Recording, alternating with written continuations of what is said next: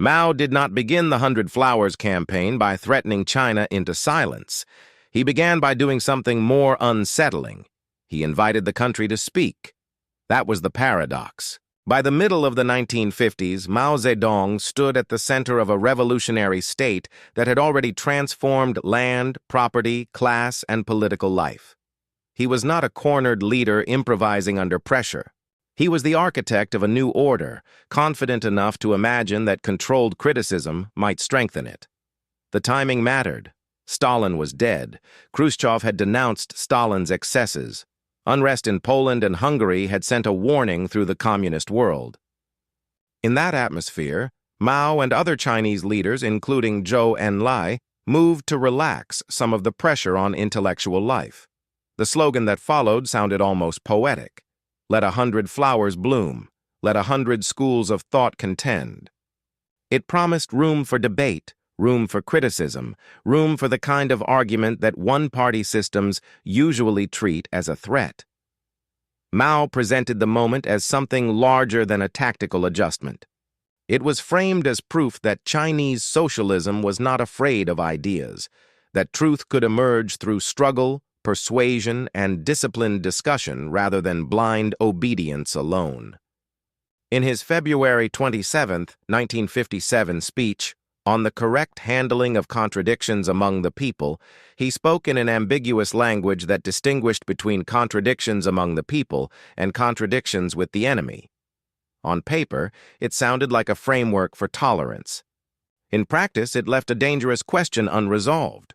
Who exactly counted as the people, and who would decide when criticism stopped being disagreement and became hostility? At first, very few were eager to test the answer. Intellectuals had lived through earlier campaigns. They knew that political weather in revolutionary states could change without warning. The first response to Mao's invitation was cautious, almost reluctant. Some people thought the opening was real, others thought it was temporary. Many suspected it was both. But the campaign kept expanding, and the promise kept hanging in the air. Speak freely, criticize bureaucracy, expose dogma, help the revolution correct itself. Mao had even said the policy was meant to prevent China from hardening into the kind of repressive climate associated with Stalin's Soviet Union. That irony would become central to the story, because the scandal of 100 Flowers was not only that criticism was invited, it was that the invitation itself became part of the mechanism of control. For a brief moment, the Chinese state appeared to ask for honesty, and in a country ruled by revolutionary certainty, honesty was the most dangerous thing it could possibly request. Behind the slogan sat a regime that had already reorganized universities, journalism, publishing, and the very terms of public life. So when the state asked for criticism, it was not asking from a position of weakness. It was asking from a height so absolute that many people could not tell whether they were being offered protection or being measured for disobedience. When people finally answered that invitation, they did not speak like grateful guests. They spoke like citizens who had been storing pressure for years. That is what changed everything. The first phase of the campaign had been slow because caution was stronger than hope. But once the opening seemed real, criticism began to spread through campuses, journals, meetings, and private conversations that suddenly felt close to public speech.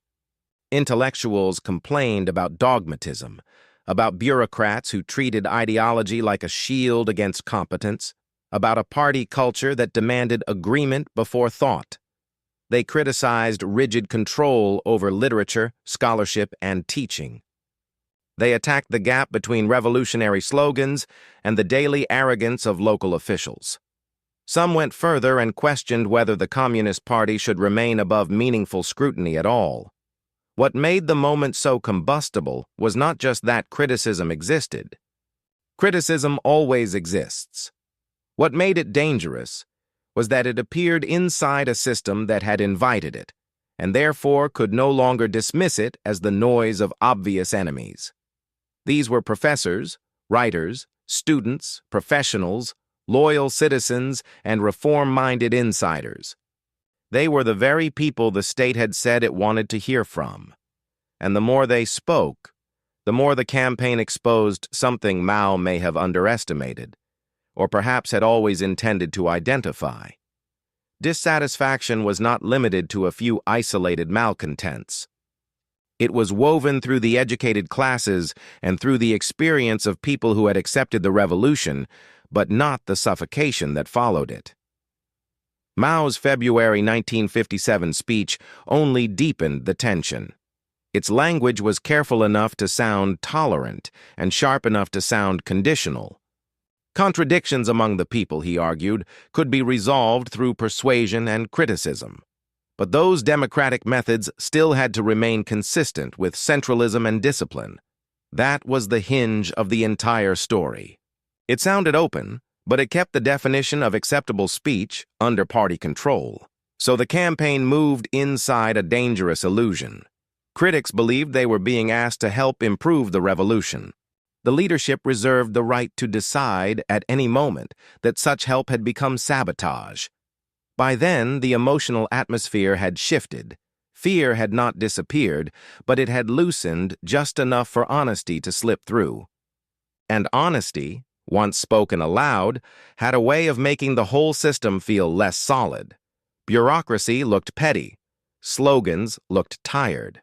The moral prestige of the party looked more fragile than it had in years. That was the real crisis of 100 Flowers. It was not that people had suddenly become disloyal.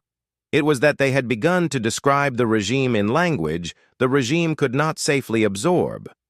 Once that happened, the opening was living on borrowed time. Some criticisms were procedural and practical. Others were moral. They touched favoritism, arrogance, hollow propaganda, and the suffocating gap between official rhetoric and lived experience. That made the moment far more threatening than a normal complaint session. It began to sound like a diagnosis. Then the door slammed shut. In the summer of 1957, the campaign reversed direction, and the language of openness hardened into the language of punishment. Outspoken critics were labeled rightists. The Anti-Rightist campaign began. What had been presented as evidence of sincerity could now be recast as evidence of political danger. That reversal is what made the episode feel like betrayal on a national scale. People who had trusted the invitation found that their words had not entered a conversation. They had entered a file. Teachers, writers, editors, students, and officials who had criticized bureaucracy or challenged party behavior were denounced, isolated, and placed under tighter controls than before. The flowers were not merely cut down. They were used as proof that the garden had concealed weeds all along. The cruelty of the moment was psychological as much as political. It taught people that speech itself could be retroactively criminalized. A sentence spoken under one set of rules could be judged under another. Today's constructive criticism could become tomorrow's sign of ideological rot. In that kind of system, language stops being a bridge between citizens and power. It becomes a trap door. Britannica's account of the period notes that the result of the opening was unexpected and shocking, and that the government then decided to put a stop to the blooming contending. Whether Mao expected the full intensity of the criticism or only chose repression once it exceeded the limits he could tolerate, the effect on the country was nearly the same.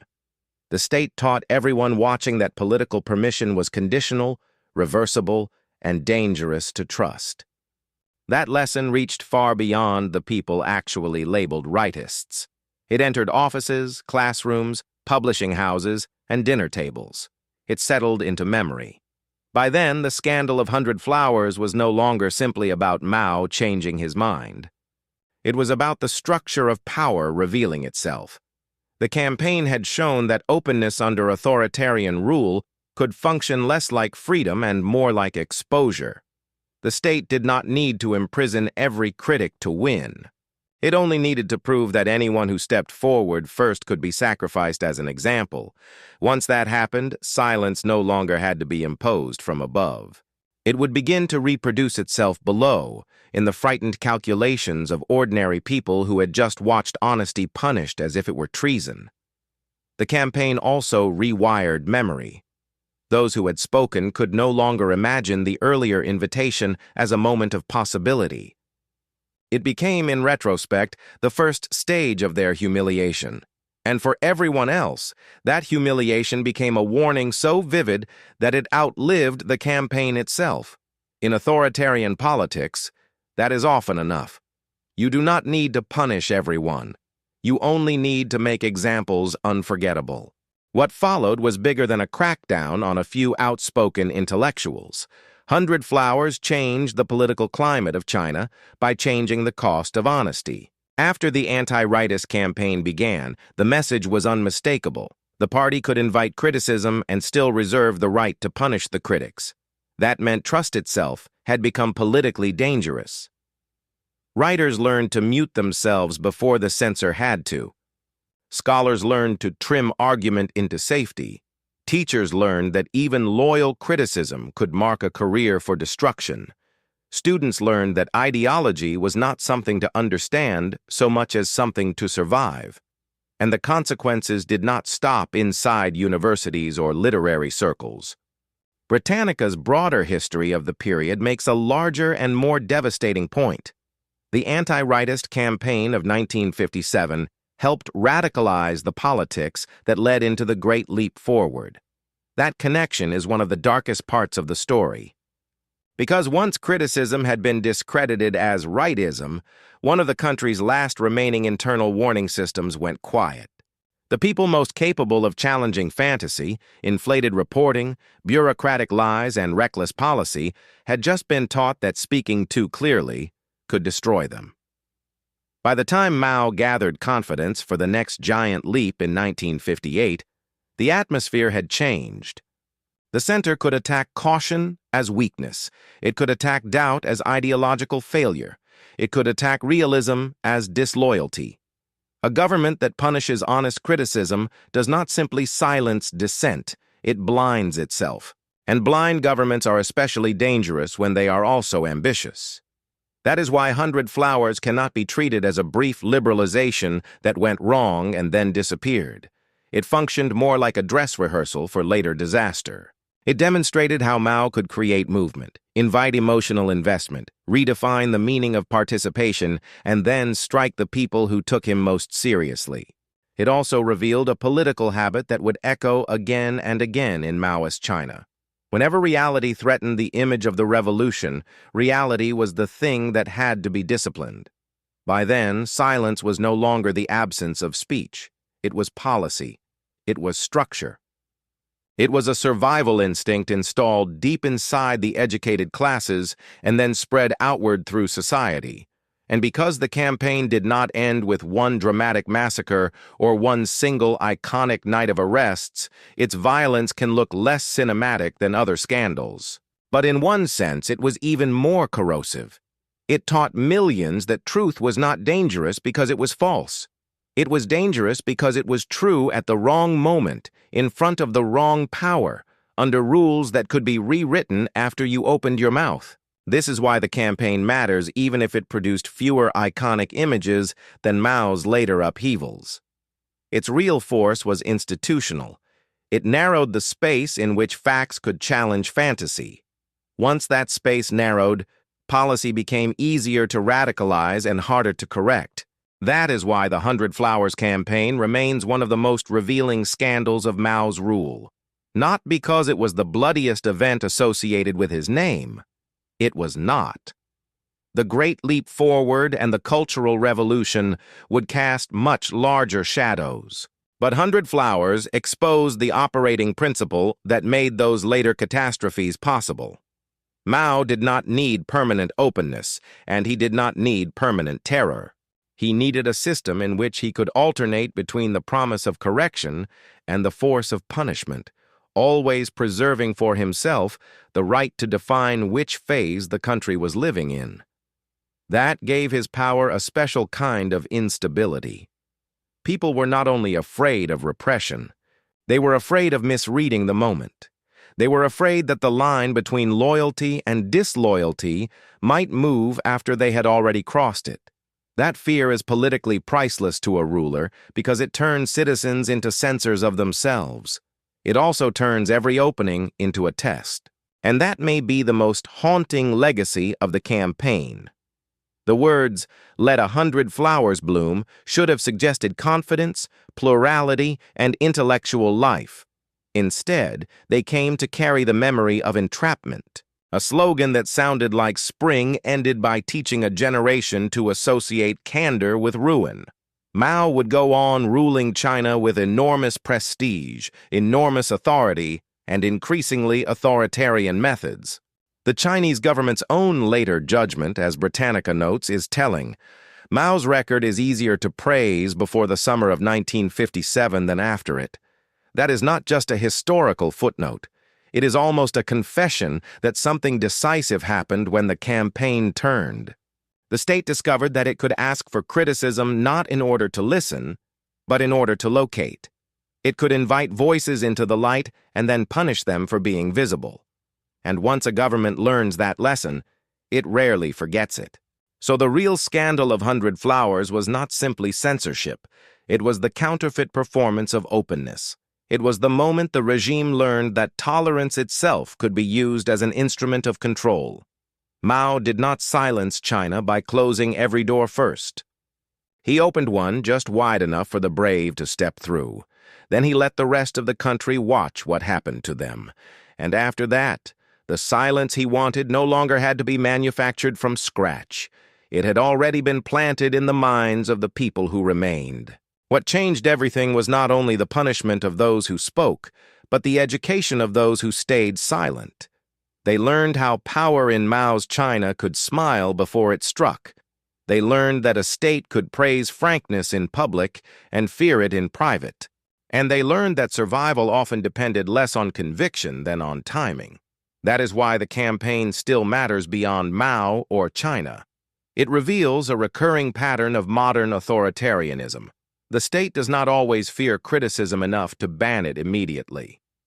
Sometimes it fears criticism so much that it stages permission first, just to learn where the honest voices are standing.